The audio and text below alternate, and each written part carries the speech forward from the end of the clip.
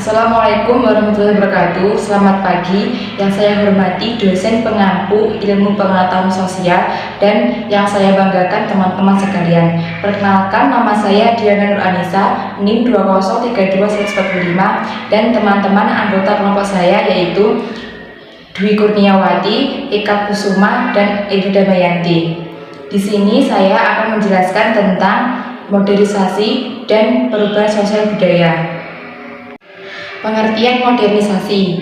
Modernisasi yaitu bentuk dari perubahan sosial yang sangat penting.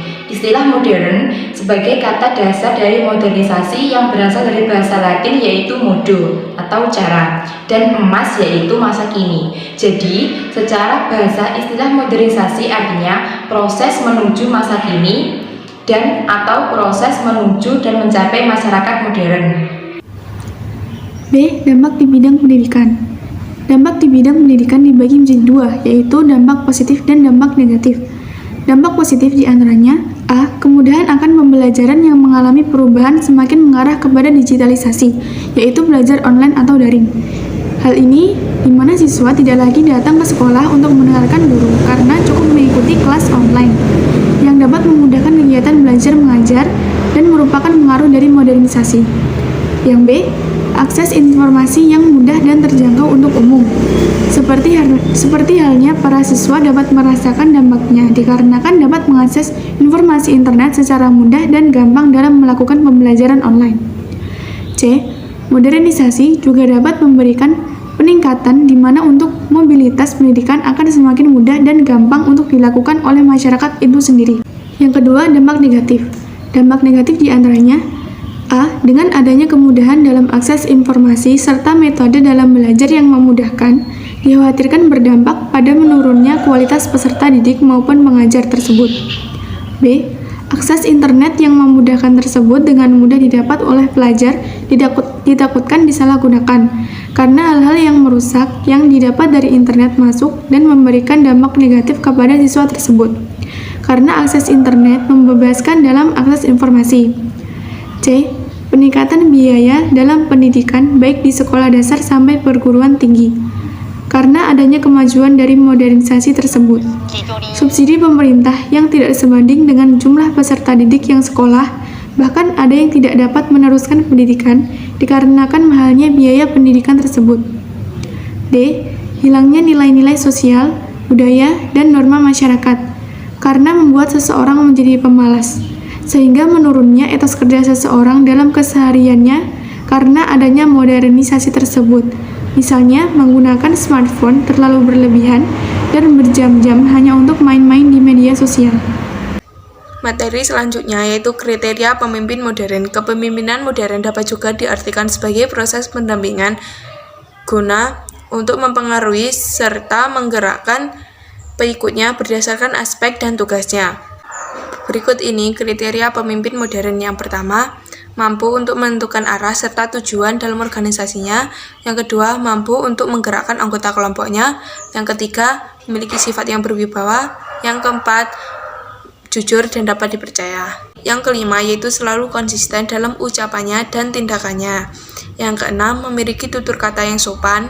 Yang ketujuh, selalu bermusyawarah dengan orang lain dan mampu menerima saran atau pendapat dari orang lain. D. Pengertian perubahan sosbud. Perubahan pada sosial budaya merupakan sebuah modifikasi yang terjadi pada pola kehidupan sosial yang dapat disebabkan oleh faktor internal dan faktor eksternal. 1. Bentuk-bentuk perubahan sosial. A. Perubahan cepat dan lambat. B. Perubahan berdampak besar dan kecil. C. Perubahan yang direncanakan dan tidak direncanakan. Saya Eka Kusumawati, NIM 203210057. Di sini akan menjelaskan sedikit materi tentang faktor-faktor yang mengakibatkan perubahan sosial budaya. Yang pertama ada faktor internal. Faktor internal merupakan faktor yang berasal dari dalam masyarakat itu sendiri. Misalnya A. Perubahan jumlah penduduk atau populasi. Bisa kita lihat dengan adanya perpindahan penduduk dari desa ke kota-kota besar atau biasa disebut dengan urbanisasi.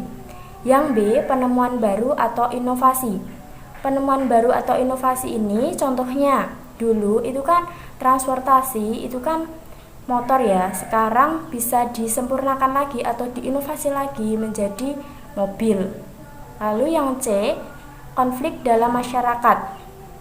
Konflik dalam masyarakat ini akan mengakibatkan jatuhnya korban jiwa dan hilangnya harta benda. Hal ini juga mempengaruhi perubahan sosial budaya. Lalu yang D itu terjadinya pemberontakan. Awal mulanya terjadinya pemberontakan ini karena ketidakpuasan sebagian masyarakat. Yang kedua itu ada faktor eksternal. Faktor eksternal itu faktor yang berasal dari luar masyarakat. Misalnya saja A, itu lingkungan alam yang berubah.